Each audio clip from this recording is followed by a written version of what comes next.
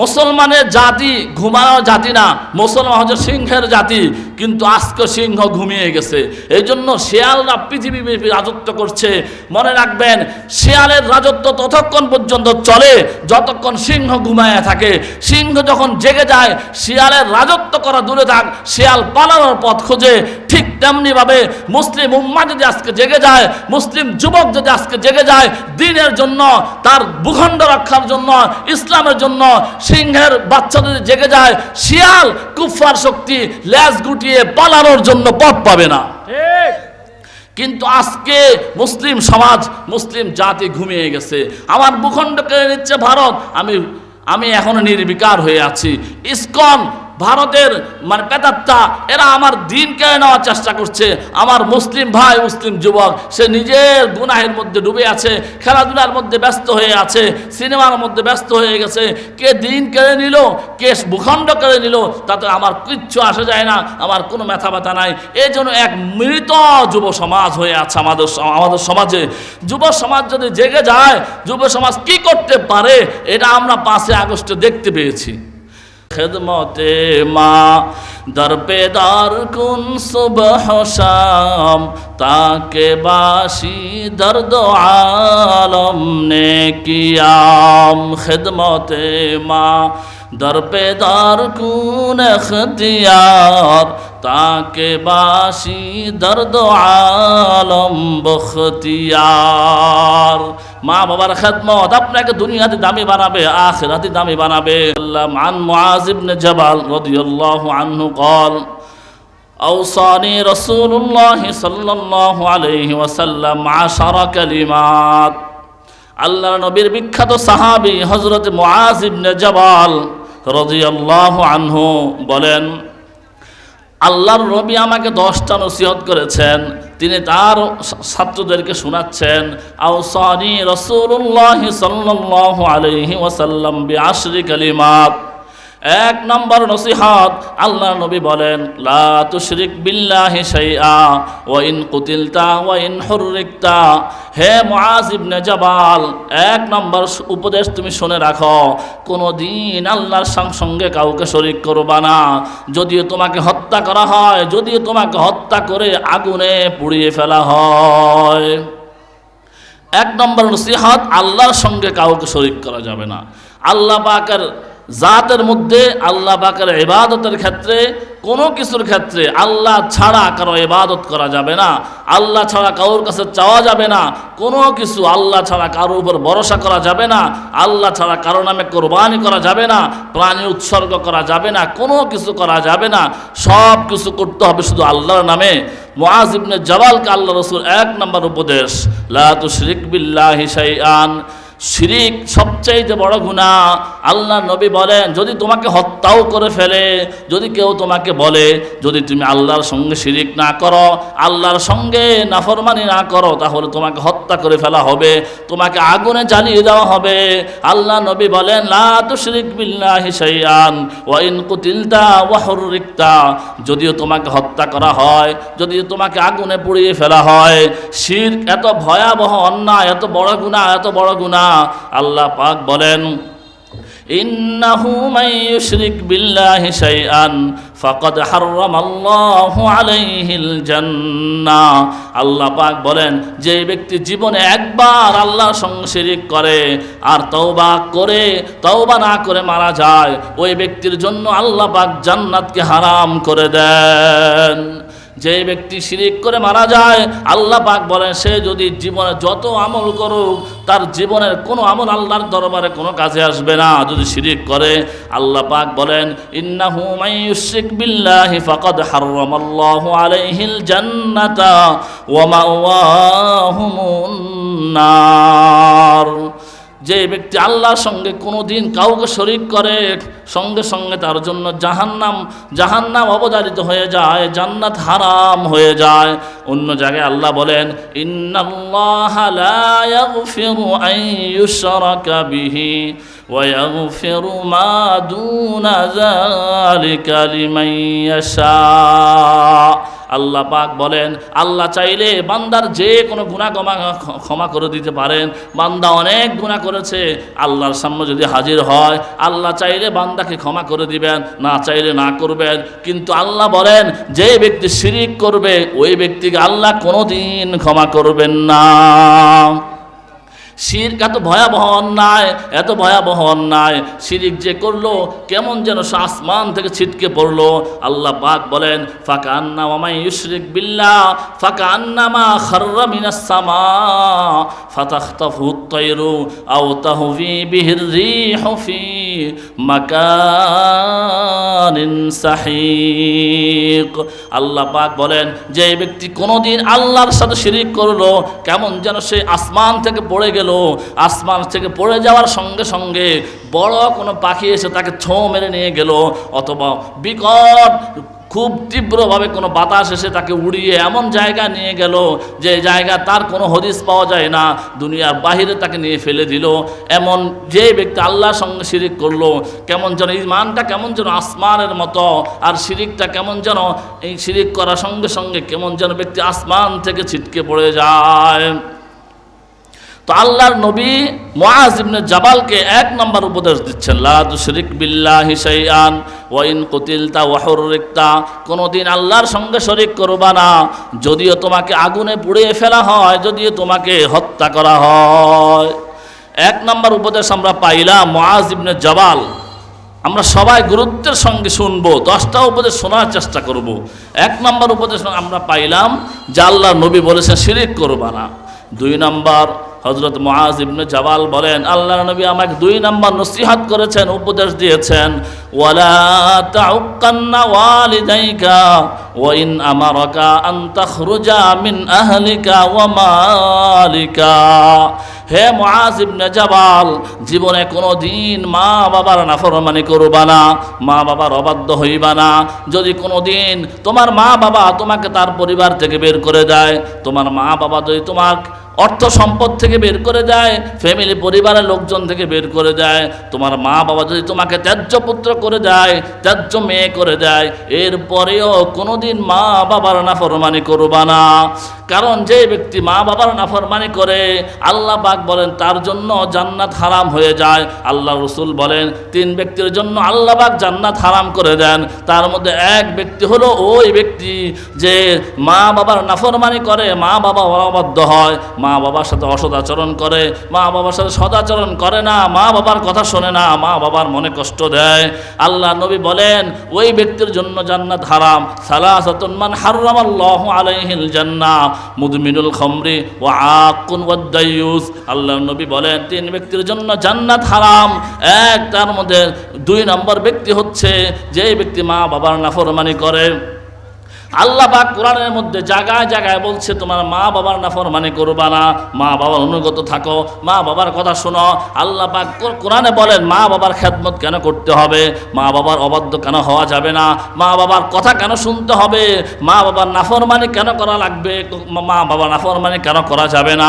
আল্লাহ পাক কারণ বলতেছেন হামালাতুহু উম্মুহু কুরহা ওয়া ওয়াদাআতুহু কুরহা ওয়া হামলুহু وفصاله 30 شهرا।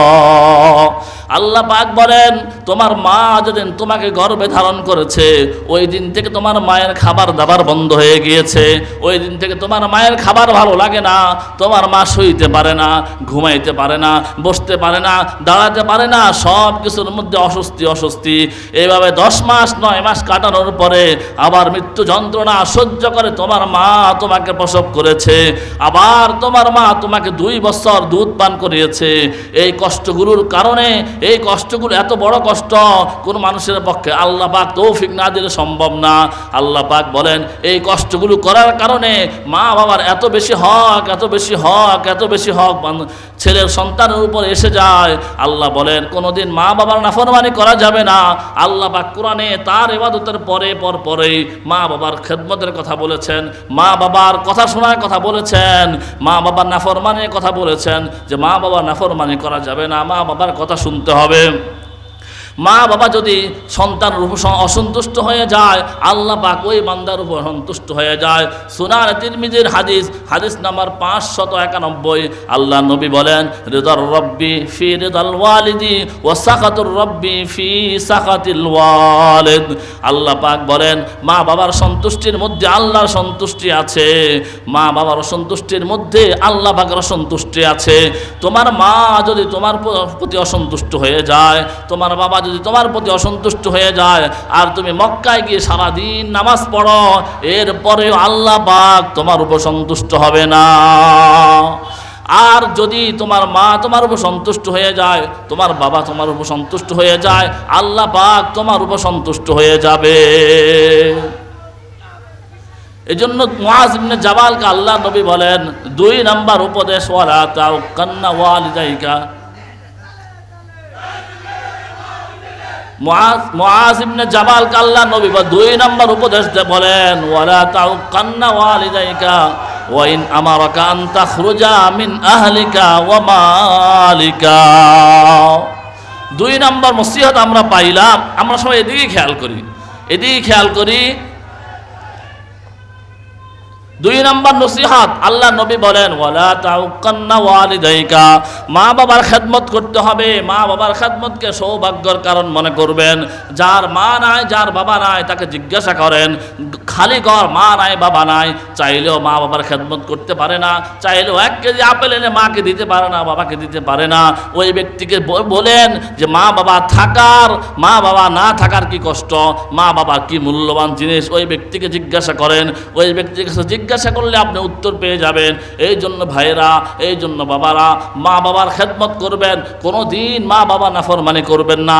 মা বাবা যদি আপনার প্রতি জুলুম করে, এরপরেও মা বাবার প্রতি আপনি জুলুম করবেন না, মা বাবা নাফরমানি করবেন না, মায়ের খেদমত করবেন। মায়ের খেদমত আপনাকে দুনিয়াতে দামি বানাবে, আখিরাতেও দামি বানাবে। খেদমতে মা দর পে দর কুন সুবহ শাম, তাকে বাসি দর্দ आलम ने कियाम। खिदमते माँ दर पे दार कून अख्तियार, ताके बाशी दर्द आलम बख्तियार। মা বাবার খেদমত আপনাকে দুনিয়াতে দামি বানাবে, আখিরাতে দামি বানাবে। মা বাবার খেদমত আপনাকে দুনিয়াতে বাদশা বানায়া দিবে। কিন্তু মা বাবার নাফরমানি, হয়তো দুনিয়াতে আপনি কিছু টাকা পয়সা কামাই করতে পারবেন, কিন্তু টাকা পয়সার মধ্যে বরকত পাবেন না। আপনার দুনিয়া শেষ হয়ে যাবে, আর ইন্তেকালের সাথে সাথে আপনার জন্য জাহান্নাম অপেক্ষা করবে। 2 নাম্বার নসিহত, মুআজ ইবনে জাবালকে আল্লাহ রাসূল বলেন, মা বাবার নাফরমানি করবা না। যদি মা বাবা তোমাকে পরিবার থেকে বের করে দেয়, একবার ধন সম্পদ থেকে বের করে দেয়, ত্যায্য পুত্র করে দেয়, তোমার উপর জুলুম করে, এরপরেও তুমি তোমার মা বাবার নাফরমানি করার কোনো অধিকার নাই। 3 নাম্বার নসিহত, আল্লাহর নবী হযরত মুআজ ইবনে জাবালকে বলেন, মুআজ ইবনে জাবাল বলেন, আল্লাহ নবী আমাকে 3 নাম্বার নসিহত করেছেন। সবাই খুব মনোযোগ দিয়ে শুনবেন। মুআজ ইবনে জাবাল বলেন, ওয়ালা তাতরুকান্না সালাতান মাকতুবাতান মুতাআম্মিদান।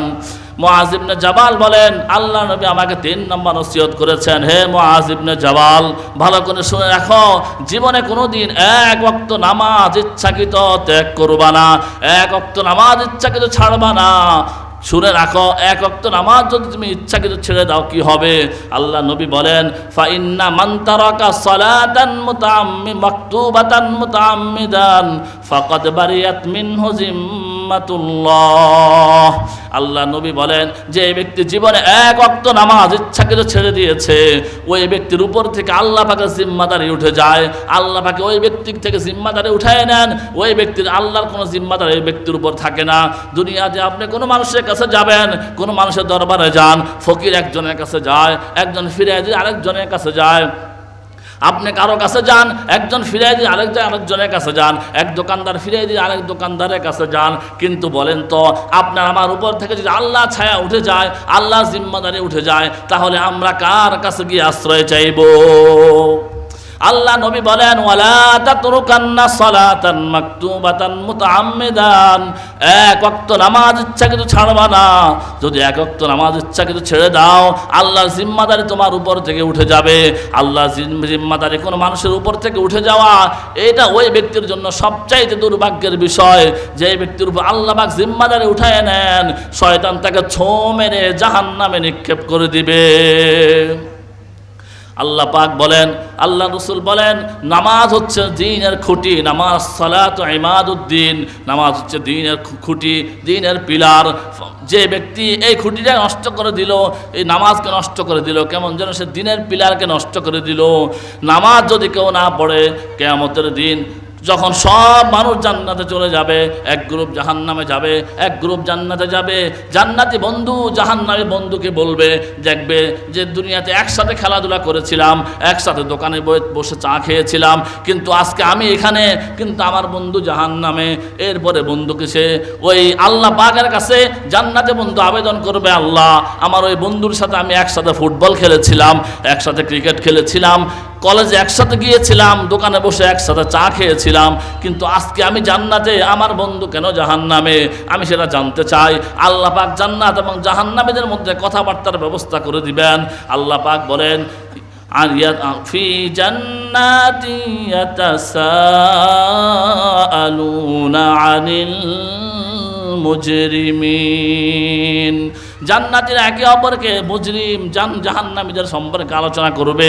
এরপর আল্লাহ পাক যখন তাদের মধ্যে কথাবার্তার ব্যবস্থা করে দিবেন, জান্নাতি বন্ধু, জান্নাতি পরিচিত ব্যক্তি জাহান্নামী ওই ভাইকে বলবে, মা সালাকাকুম ফি সাকার, কোন জিনিস তোমাদেরকে জাহান্নামে নিয়ে এসেছে? আমরা জান্নাতে, তোমরা কেন জাহান্নামে? জাহান্নামে আসার কারণ কি? তখন ওই ব্যক্তি বলবে, ভাই দুনিয়াতে আমি একসাথে চলাফেরা করেছি, একসাথে খাওয়া দাওয়া খেয়েছি, একসাথে গল্প গুজব করেছি, একসাথে আড্ডা দিয়েছি, কিন্তু আপনি আজান হওয়ার সঙ্গে সঙ্গে মসজিদে চলে যেতেন, কিন্তু আমি আজান হওয়ার সঙ্গে সঙ্গে মসজিদে যাইতাম না, বিভিন্ন অজুহাতে নামাজ ত্যাগ করতাম। আজান হলে মসজিদের কাছেও যদি আমি থাকতাম, আজান হলে আমি মসজিদ থেকে দূরে সরে যাইতাম। এই যে নামাজ না পড়তে পড়তে আমি যে বেনামাজি হয়ে জিন্দেগি যাপন করেছি, আর এই বেনামাজি হওয়ার কারণে আজকে আমি জাহান্নামে আসছি। জাহান্নামীরা জাহান্নামে যাওয়ার 4টা কারণ বলবে, তার মধ্যে 1 নম্বর কারণ হচ্ছে মা সালাকাকুম ফি সাকার, তারা বলবে ক্বালু লাম নাকু মিনাল মুসাল্লিন, যে আমি জাহান্নামে আসছি 1 নম্বর কারণ আমি মুসল্লি ছিলাম না। লাম নাকু মিনাল মুসাল্লিন, আমি মুসল্লি ছিলাম না, এই কারণে আমাকে জাহান্নামে আসতে হয়েছে। কিন্তু আজকে যদি আপনি মনে করেন যে আপনি নামাজ পড়বেন না কিন্তু জান্নাতে যাবেন, এটা কখনোই সম্ভব না। আল্লাহ পাক বলেন, কিয়ামতের দিন সর্বপ্রথম আল্লাহ পাক নামাজের হিসাব নেবেন। বান্দা বালেগ হওয়ার পর থেকে মৃত্যু পর্যন্ত প্রত্যেকটা নামাজের হিসাব হবে। আপনি যদি মনে করেন আমি বৃদ্ধ হলে, আমি যখন দাদার বয়সে পৌঁছবো তখন আমি নামাজ পড়বো, না না না, সে সুযোগ আপনাকে দেওয়া হবে না। আর যদি সুযোগ দেওয়া হয়, বৃদ্ধ বয়সে গিয়ে আপনি নামাজ পড়লে বাকি নামাজের হিসাব কে দিবে? আল্লাহর কাছে। এই জন্য আমরা তো দুনিয়াকে খুব চাকচিক্য করে, দুনিয়াকে খুব সুন্দর করে সাজাইছি, কিন্তু আমার আখিরাতকে নষ্ট হয়ে যাচ্ছে, আমাদের কারো খবর নাই। আমাদের দুনিয়াটার অবস্থা হয়েছে এই যে হ্যান্ডবিলের মতো আমাদের দুনিয়াটা, যে হ্যান্ডবিলের এই 5টা কালারিংয়ে ভরা, কালারে অভাব নাই, কিন্তু এই 5টা পুরাই সাদা। আমাদের জীবনটা যে আমাদের হচ্ছে হ্যান্ডবিলের মতো, আমাদের দুনিয়াটা রঙে চাকচিক্য, কিন্তু আমাদের আখিরাতটা সাদা কাগজের মতো। এই সাদা কাগজ নিয়ে যদি আমি আপনি মারা যাই, আমার জন্য জাহান্নাম ছাড়া কোনো উপায় নেই। এই জন্য বাবারা, ভাইয়েরা, কেউ 1 ওয়াক্ত নামাজ কাজা করবো না, 1 ওয়াক্ত নামাজ ছাড়বো না। যারা নামাজ ছেড়ে দিয়েছে, নামাজ কবরের মধ্যে বহু মানুষ শুয়ে আছে এমন, যারা নিয়ত করছে আগামী বছর থেকে নামাজ পড়বে, যারা নিয়ত করছে যে আগামী মাস থেকে নামাজ পড়বে, আগামী রমজানের পর থেকে নামাজ পড়বে, দাঁড়ি পাকলে নামাজ পড়বে, এমন বহু মানুষ কবরে শুয়ে আছে। নামাজ ওই আগামী বছর আর দাঁড়ি পাকার সময় ওটা তার জীবনে আসে নাই। এই জন্য আমরা নামাজ ছাড়বো না। বলতেছিলাম মুআজ ইবনে জাবালকে আল্লাহ রাসূল 10টা নসিহত করেছেন। 3 নম্বর নসিহত যে মুআজ ইবনে জাবাল জীবনে কোনো দিন 1 ওয়াক্ত নামাজ ছাড়বা না ইচ্ছাকৃত। এরপরে 4 নম্বর নসিহত মুআজ ইবনে জাবালকে আল্লাহর নবী বলেন, হে মুআজ ইবনে জাবাল, শুনে রাখো, ওয়ালা তাশরাবান্না খামরান ফাইন্নাহু রাসু কুল্লি ফাহিশাতিন। হে মুআজ ইবনে জাবাল, জীবনে কোনোদিন নেশাজাত দ্রব্য পান করবা না, মদ খাইবা না, হিরোইন খাইবা না, ফেন্সিডিল খাইবা না, বাবা খাইবা না, কোনো ধরনের নেশার কাছেও যাইবা না। কেন যাইবা না?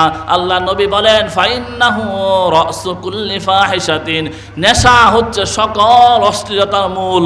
যে ব্যক্তি নেশার মধ্যে ডুবে গেল, সে কেমন যেন দুনিয়ার সব অশ্লীলতার মধ্যে ডুবে গিয়েছে।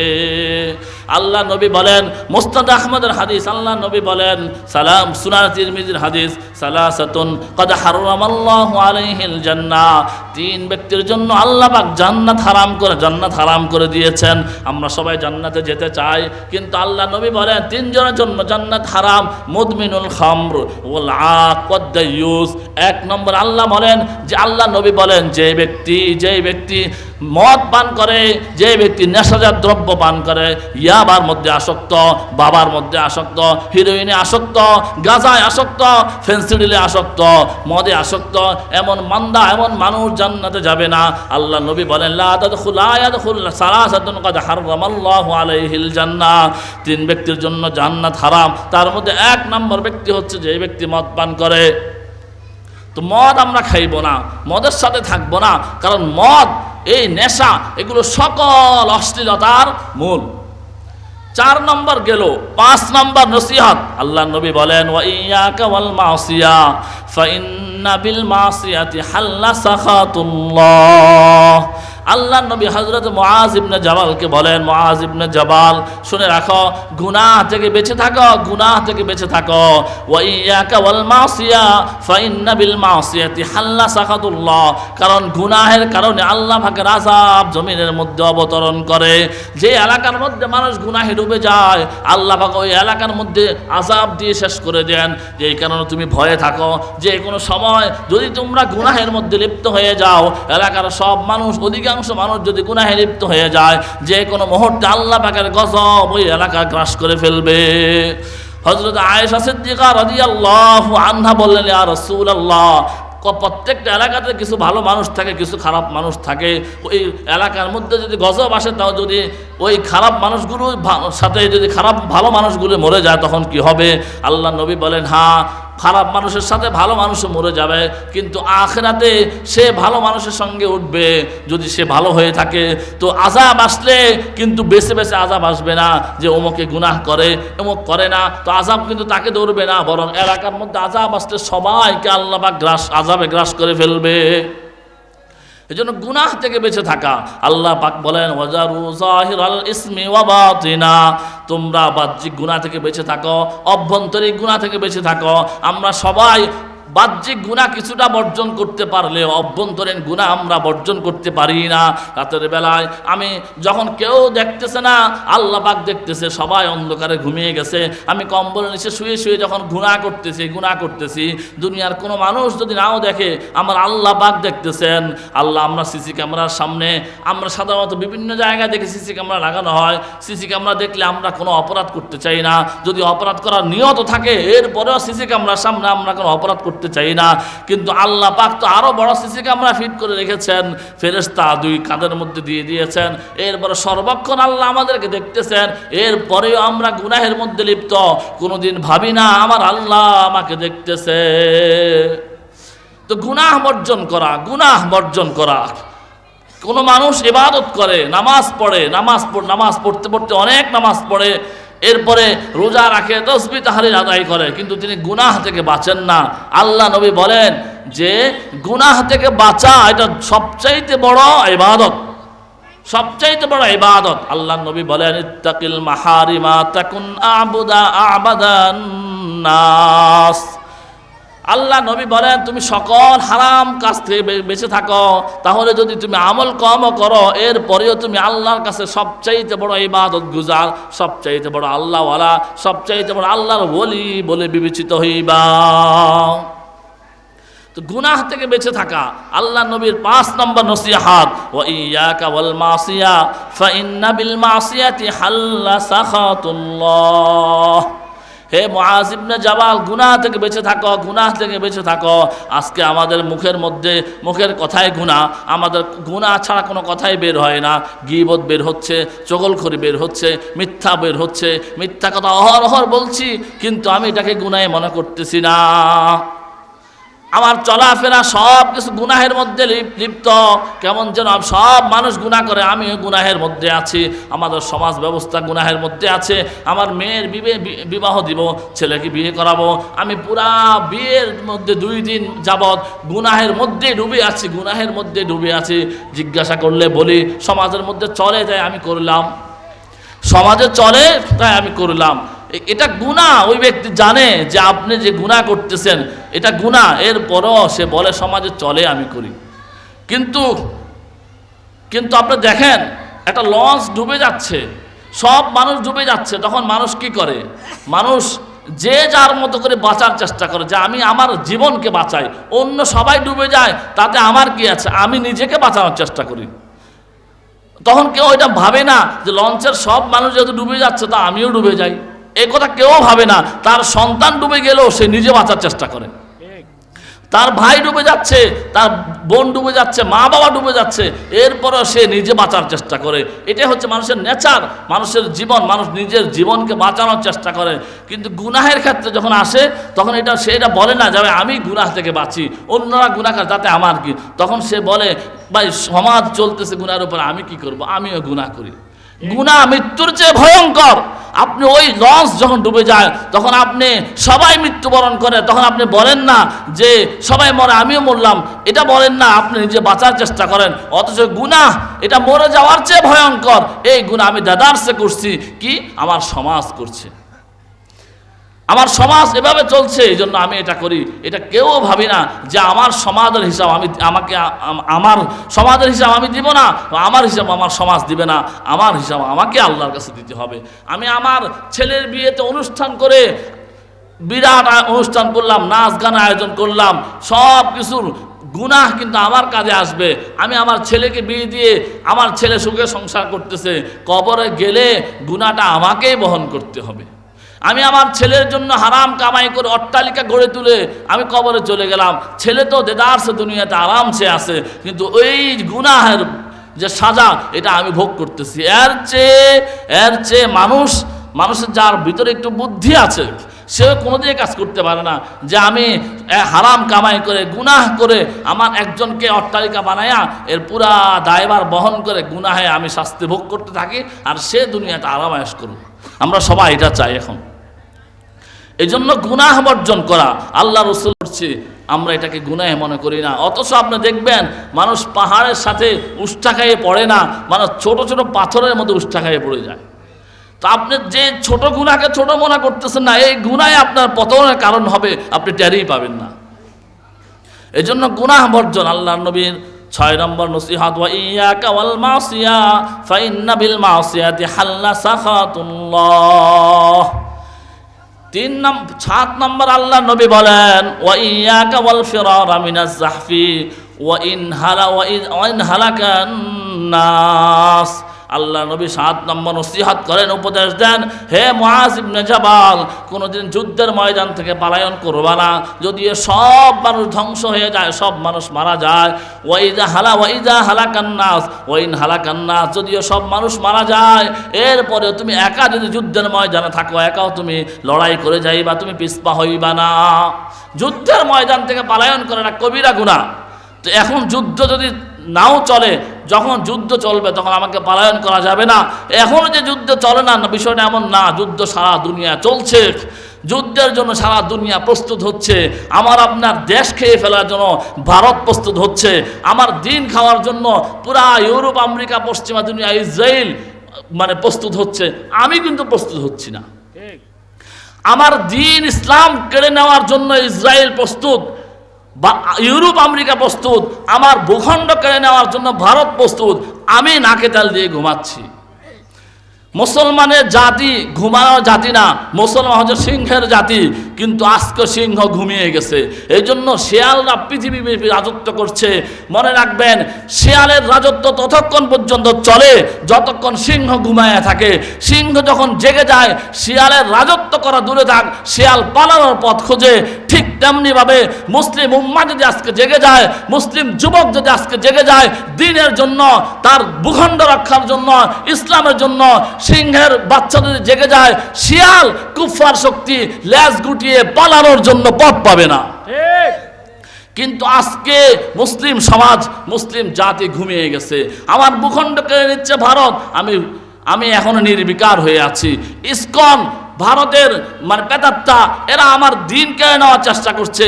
আমার মুসলিম ভাই, মুসলিম যুবক, সে নিজের গুনাহের মধ্যে ডুবে আছে, খেলাধুলার মধ্যে ব্যস্ত হয়ে আছে, সিনেমার মধ্যে ব্যস্ত হয়ে গেছে। কে দিন কেড়ে নিল, কে ভূখণ্ড কেড়ে নিল, তাতে আমার কিচ্ছু আসে যায় না, আমার কোনো মাথা ব্যথা নাই। এই জন্য এক মৃত যুব সমাজ হয়ে আছে আমাদের সমাজে। যুব সমাজ যদি জেগে যায়, যুব সমাজ কি করতে পারে এটা আমরা 5 আগস্টে দেখতে পেয়েছি। যুব সমাজ পৃথিবীতে এরকম বহু পরিবর্তন ঘটিয়েছে। যুব সমাজ যদি জেগে যায়, আজকের মুসলিম যুবক যদি জেগে যায়, তাহলেও এই যে অবস্থা চলছে, আজকে মুসলিম ভূখণ্ড, এই বাংলাদেশকে চোখ রাঙায় ভারত, এরপরে ইসকন, এরপর বিভিন্ন জায়গায় যারা চোখ রাঙাচ্ছে, হিন্দুত্ববাদী আগ্রাসন আমার দেশকে গিলিয়ে ফেলার চেষ্টা করছে। আজকের মুসলিম যুবকদের সজাগ হয়ে যায়, এরা কেউ সাহসও করবে না যে বাংলাদেশের দিকে, বাংলাদেশের মুসলমানদের দিকে চোখ তুলে তাকানোর। কিন্তু আজকে আমরা ঘুমিয়ে গেছি। এই জন্য ভাই, ঘুমালে চলবে না। এই ঘুমিয়ে ঘুমিয়ে যদি আপনার দিন কাটান, ঘুমিয়ে ঘুমিয়ে যদি আপনি দিন কাটান, আজকে আপনার দিন হয়তো বাঁচবে, আপনি হয়তো দিন নিয়ে কিছুদিন মানে দুনিয়াতে থাকতে পারবেন, কিন্তু আপনার পরবর্তী প্রজন্ম, আপনার সন্তান, আপনার নাতিমতি, এদের দিন আর থাকবে না। যেমনিভাবে বিভিন্ন দেশে আপনি দেখেন, স্পেনের মধ্যে একসময় 700 বছর পর্যন্ত মুসলমানরা রাজত্ব করেছে। স্পেনের পুরাটা ছিল মুসলমানদের রাজত্ব। যখন মুসলমানদের পতন হয়েছে, আজকে কয়েকশো বছর যায়, স্পেনে গিয়ে দেখেন মুসলমানদের কোনো অস্তিত্ব নাই। বর্তমান স্পেনে যারা খ্রিস্টান, এদের 2 পুরুষ আগে তাদের দাদা বা তাদের পরদাদা মুসলিম ছিল, কিন্তু আজকে সবাই খ্রিস্টান। সুতরাং আজকেও আমি মনে করছি, আর আমি তো মুসলিম, আরে আপনি মুসলিম, কিন্তু সেই দিন বেশি দূরে না আপনার ছেলে খ্রিস্টান হয়ে যাবে, হিন্দু হয়ে যাবে। সেই দিন বেশি দূরে না আপনার নাতিপুতি বা আপনার এর পরবর্তী জেনারেশন, এরা হিন্দু হয়ে যাবে, খ্রিস্টান হয়ে যাবে। এই মিশন নিয়ে হিন্দুরা আগাচ্ছে, হিন্দুত্ববাদী বিজেপি আগাচ্ছে, ইসকন আগাচ্ছে, এরপরে বিভিন্ন এনজিও আগাচ্ছে। কিন্তু আমি নির্বিকার হয়ে বসে আছি। আমি তো ভাবছি যে আমি মুসলিম, আমার বাকিদের চিন্তা করে আমার লাভ কি? কিন্তু বাকিদের চিন্তাও আপনাকে করতে হবে। আপনাকে আল্লাহ পাক বলেন, কু আনফুসাকুম ওয়া আহলিকুম নারা, তুমি নিজেও বাঁচাও, তোমার পরিবারকেও বাঁচাও। কিন্তু আমি তো নিজে বাঁচানোর চেষ্টা করছি, কিন্তু পরিবারকে বাঁচানোর চেষ্টা আমার ভিতরে কই? এজন্য ভাই সজাগ থাকতে হবে, সজাগ থাকতে হবে। দুনিয়াটা এত সোজা না, দুনিয়া বর্তমানে অনেক কঠিন হয়ে গেছে। যে কোনো সবাই প্ল্যান করে আছে, কেউ আপনার ইমান নিয়ে টান দিবে, কেউ আপনার ভূখণ্ড নিয়ে টান দিবে, কেউ আবার শিক্ষা সংস্কৃতি নিয়ে টান দিবে। বিভিন্ন জায়গায় টানাটানির মধ্যে সবাই আছে। আমরা শুধুমাত্র বসে আছি, এই টান দিলে এদিকে চলে যায়, এই টান দিলে ওদিকে চলে যায়। আমি শুধু এইভাবে আছি। শক্ত হয়ে দাঁড়াবো, যে শক্ত হয়ে দাঁড়ায় তাকে কেউ টান দিতে পারে না। পিলারের ভিতর পিতার শক্ত, পিলার দেয়ালের মধ্যে কেউ আঙ্গুল দেয় না। যেখানে নরম সেখানে সবাই আঙ্গুল দেয়। আপনি যদি সোজা হয়ে দাঁড়িয়ে যান, মুসলিম যুবক, দুনিয়ার কোনো মানুষ মুসলমানদের দিকে আঙ্গুল তোলে, চোখ তোলে, সে সাহস পাবে না। এই জন্য আপনি জিহাদের জন্য প্রস্তুতি নেন, লড়াই করার জন্য প্রস্তুতি নেন। লড়াইয়ের দিন আসতেছে, গাজওয়ায়ে হিন্দ আপনাকে আহ্বান করতেছে, ইমাম মাহদি আসবে, লড়াই আপনাকে করতে হবে। আপনি লড়াইয়ের জন্য প্রস্তুতি নেন। আপনি ভাববেন না যে আমার লড়াই শেষ। না না, লড়াইয়ের জন্য দিন সামনে আসতেছে, আপনি প্রস্তুত হন। যদি আপনার প্রস্তুতি না থাকে তাহলে আপনার পরাজয় নিশ্চিত, আর যদি আপনার প্রস্তুত থাকে তাহলে ইনশাল্লাহ আপনার জয় হবে।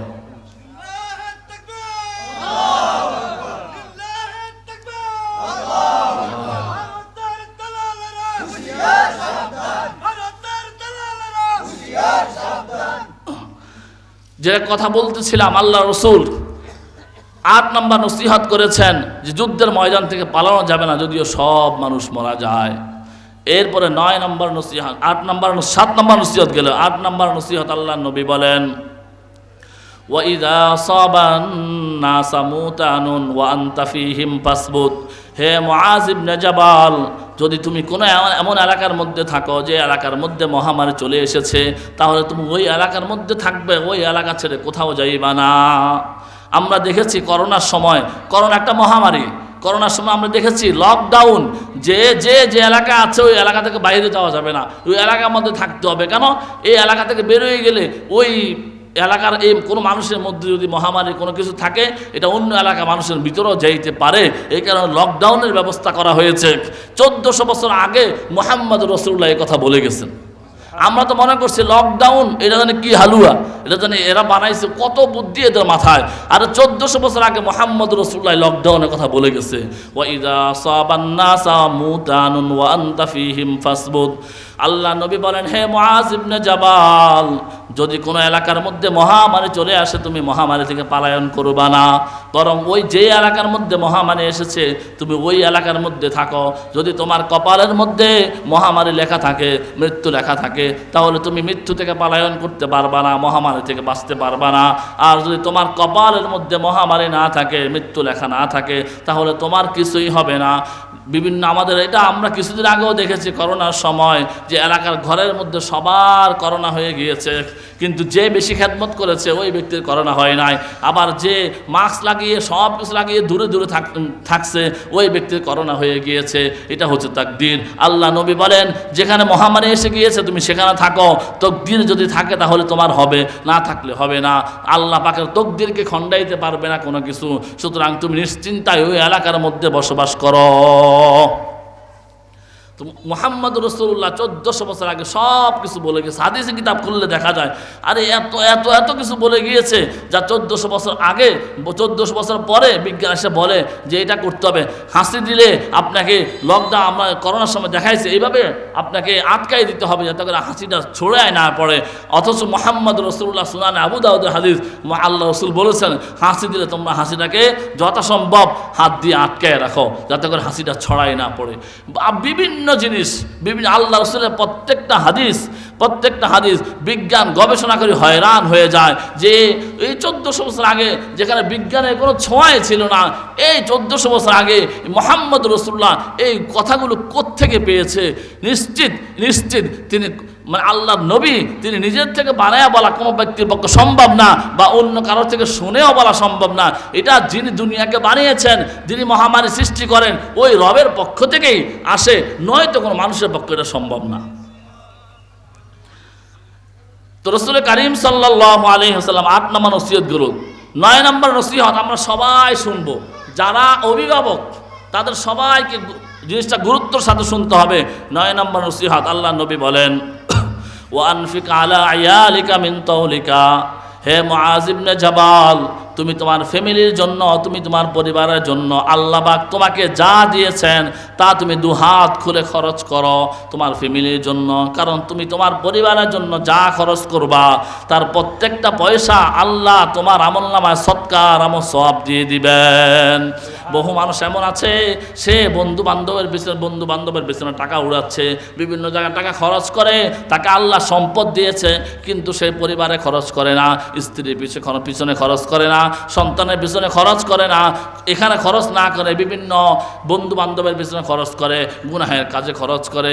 আল্লাহ নবী বলেন, ওয়ানফিক আলা আয়ালিকা মিন তাওলিকা, তোমার যোগ্যতা অনুসারে আল্লাহ তোমাকে যা দিয়েছেন সে অনুযায়ী তুমি তোমার ফ্যামিলির জন্য খরচ করো। ফ্যামিলিকে দেওয়া প্রত্যেকটা লোকমা, প্রত্যেকটা ভাতের দানা, প্রত্যেকটা পয়সা তোমার জন্য সৎকার সওয়াব হিসাবে আমলনামায় উঠে যাবে।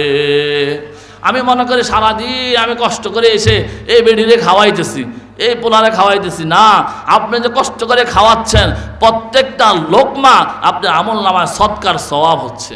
আপনি অন্য মানুষকে মানে এক লোকমা ভাত দিলে, অন্য একটা মানুষকে একদিন খাওয়াইলে অন্য মানুষকে যে সওয়াব হতো, আপনি আপনার ফ্যামিলির জন্য যদি খরচ করেন ওই সওয়াবটা আপনার আমলনামায় আল্লাহ দিয়ে দিবেন। এই জন্য ফ্যামিলি পরিবারের জন্য খরচ করতে কোনো কৃপণতা না করা, খরচ করা এটা গুরুত্বপূর্ণ বিষয়। 2 নম্বর বিষয় আরো গুরুত্বপূর্ণ, আল্লাহ নবী বলেন, ওয়ালা তারফা আনহুম আসাকা আদাবান। আল্লাহ নবী বলেন 9 নম্বর নসিহত, আল্লাহ নবী বলেন ওয়ালা তারফা আনহুম আসাকা আদাবান। হে সমস্ত অভিভাবক শুনে রাখো, সমস্ত বাবা শুনে রাখো, সমস্ত মা শুনে রাখো, ওয়ালা তারফা আনহুম আসাকা আদাবান। তুমি তোমার সন্তানকে আদব শিক্ষা দেওয়ার যে লাঠি, এই লাঠি কখনো নিচে রাখবা না, লাঠি সবসময় উঠে রাখবা। তুমি তোমার আদবের লাঠি যদি মাটির মধ্যে ফেলে দাও, তোমার ছেলে বেয়াদব হয়ে যাবে, তোমার ছেলের আদব শিষ্টাচার হারিয়ে যাবে। যতদিন পর্যন্ত তুমি তোমার সন্তানকে আদব শেখানোর জন্য লাঠি প্রস্তুত রাখবা, ততদিন পর্যন্ত তোমার সন্তান শিষ্টাচারওয়ালা আদবওয়ালা থাকবে। সন্তান যদি আদবওয়ালা না হয়, ওই মা বাবার দুনিয়াও শেষ হয়ে যায়, আখিরাত শেষ হয়ে যায়। দুনিয়ার মানুষের কাছে বদনাম হয়, আল্লাহর কাছে আখিরাতে তো বদনাম আছে। এই জন্য আল্লাহ রসুল বলেন আদবের লাঠি কখনো রাখবা না। এমন না যে আমার সন্তান বড় হয়ে গিয়েছে, তাকে আমি কেন আঘাত করব, তাকে কেন ধমক দিব, না না, আল্লাহ নবী বলেন সব সময় আদবের লাঠি উঁচা করে রাখবা, তাহলে তোমার সন্তান আদবওয়ালা থাকবে। আদব যার ভিতরে আছে তার দুনিয়াটা সুন্দর, আর আদব যার ভিতরে নাই তার আখিরাত নষ্ট হয়ে যায়, আদব আর দুনিয়াও নষ্ট হয়ে যায়, মানুষের বদদুয়া শেষ হয়ে যায়। আপনার ছেলে রাস্তা দিয়ে চলে, মুরব্বীকে সালাম দেয় না, অমুককে গালি দেয়, অমুককে এই কথা বলে, তখন অটোমেটিকলি ওই লোকগুলো আপনার ছেলেকে বদদুয়া দিবে। বদদুয়া দিতে দিতে তার দুনিয়া শেষ হয়ে যাবে, আখিরাত শেষ হয়ে যাবে। এই জন্য সব কিছুর মধ্যে সৌন্দর্য আছে, মানুষের সৌন্দর্য হচ্ছে আদবের মধ্যে। লিকুল্লি শাইইন জিনাতুন ফিল ওয়ারা ওয়া জিনাতুল মারই তামামিল আদাবি। از خدا خواهی میں توفیق ادب بے ادب محروم گشت از فضل رب। কবি বলেন সব কিছুর মধ্যে সৌন্দর্য আছে, আর মানুষের সৌন্দর্য হচ্ছে আদবের মধ্যে। যে মানুষের মধ্যে যত বেশি আদব আছে, ওই মানুষ তত বেশি সুন্দর। কাপড় চোপড়ের মধ্যে সৌন্দর্য প্রকাশ পায় না, সৌন্দর্য প্রকাশ পায় আদবের মধ্যে, কথার মধ্যে, চলাফেরার মধ্যে। আপনার সন্তানকে আদবওয়ালা বানানোর জন্য আপনার শাসনের লাঠি সব সময় উঁচু করে রাখতে হবে। 10 নম্বর নসিহত আল্লাহ নবী বলেন ওয়াখফিহিম ফিল্লাহ। আল্লাহ নবী বলেন তুমি তোমার পরিবারকে, তুমি তোমার সন্তানকে, তুমি তোমার স্ত্রীকে সব সময় আল্লাহর ভয় দেখাও। তুমি নিজে আল্লাহকে ভয় করো, সন্তানকে আল্লাহর ভয় দেখাও। নিজে আল্লাহর ভয় করো কিন্তু সন্তানকে আল্লাহর ভয় দেখাও না, স্ত্রীকে আল্লাহর ভয় দেখাও না। স্ত্রী নামাজ পড়ে না, তুমি মসজিদে চলে আসো। সন্তান নামাজ পড়ে না, তুমি মসজিদে এসে নামাজ পড়ো। তোমার এই নামাজ তোমাকে বাঁচাইতে পারবে না। আল্লাহ বলেন ইয়া আইয়ুহাল্লাযী আমানু কু আনফুসাকুম ওয়া আহলিহিম নারা। হে মানুষ সকল, তোমরা নিজেরাও জাহান্নাম থেকে বাঁচো, তোমাদের ফ্যামিলি পরিবারের প্রত্যেকটা সদস্যকে জাহান্নাম থেকে বাঁচাও। যদি আপনি আপনার সন্তানকে জাহান্নাম থেকে না বাঁচান, এই সন্তান আপনাকে নিয়ে জাহান্নামে যাবে। আপনি 5 ওয়াক্ত নামাজি মুসল্লি, এরপরেও সন্তান আপনাকে নিয়ে জাহান্নামে যাবে। আল্লাহ পাক বলেন وقال الذين كفروا ربنا أرنا الذين أضلانا من الجن والإنس نجعلهما تحت أقدامنا ليكونا من الأسفلين। আল্লাহ বলেন মা বাবা জান্নাতে হয়ে গেছে আমলের কারণে, কিন্তু সন্তান আমলের কারণে জাহান্নামে হওয়ার পরে সন্তান আল্লাহর কাছে বলবে আল্লাহ এই লোকদের কারণে, আমার মায়ের কারণে, আমার বাবার কারণে আমি জাহান্নামে হয়েছি, আজকে তাদেরকে পায়ের নিচে পিষ্ট করে তাদেরকে নিয়ে আমি জাহান্নামে যাব, এদেরকে ছাড়া আমি জাহান্নামে যাব না। এরপর আল্লাহ পাক বাবা মাকে সহ ওই সন্তানকে জাহান্নামে পাঠিয়ে দিবেন। এই জন্য আপনি নিজেও বাঁচতে হবে, সন্তানকেও বাঁচাতে হবে। এমন না যে আমরা আমাদের সন্তানের দুনিয়াকে সাজানোর জন্য কত কষ্ট যে করি, এটার কোনো ইয়ত্তা নেই, এমন কোনো কষ্ট নাই। আমার সব সময় ফিকির যে আমার সন্তানগুলো কীভাবে ভালো থাকবে, কীভাবে সব ছেলেদেরকে বিদেশ পাঠিয়ে দিতে পারবো, সবাইকে সেটেল করে দিতে পারবো, ঘর করে দিতে পারবো, এই ফিকির আমার ভিতরে সব সময় আছে। আমার সন্তানের এই দুনিয়াকে সাজানোর জন্য আমি অনেক ফিকির করি, কিন্তু আমার সন্তানের আখিরাত সাদা হয়ে আছে, আমার কোনো ফিকির নাই, কোনো ফিকির নাই। আল্লাহ পাক আমাদেরকে বোঝার তৌফিক দান করুন। সময় শেষ। 10টা নসিহতের কথা বলেছে আল্লাহ রাসূল, 10টা উপদেশ দিয়েছেন যে আল্লাহর সঙ্গে শিরিক করবা না, যদিও তোমাকে মেরে ফেলা হয়, পুড়িয়ে দেওয়া হয়। মা বাবার নাফরমানি করবা না, যদিও তোমার মা বাবা তোমাকে ত্যায্য পুত্র করে দেয়, কখনো ইচ্ছাকৃত কোনো নামাজ ছাড়বা না, মদ পান করবা না, এরপরে গুনাহ ছেড়ে দাও, গুনাহ করবা না, গুনাহের কারণে আল্লাহর গজব আসে, যুদ্ধের ময়দান থেকে পলায়ন করবা না। এরপরে আল্লাহর রাসূল বলেন যে তোমার সন্তান উপর, তোমার ফ্যামিলি পরিবারের উপর তো আল্লাহ তোমাকে যতটুকু দিয়েছে তুমি সামর্থ্য অনুযায়ী খরচ করো। আর সন্তানকে আদব শেখানোর জন্য কোনো কমতি করবা না। আদবের লাঠি, শিষ্টাচারের লাঠি সবসময় মাথার উপর উঠাইয়া রাখবা। 10 নম্বর হচ্ছে তোমার সন্তানকে, তোমার ফ্যামিলিকে, তোমার পরিবারকে সব সময় তুমি আল্লাহর ভয় দেখাও, আল্লাহর ভয় দেখাও।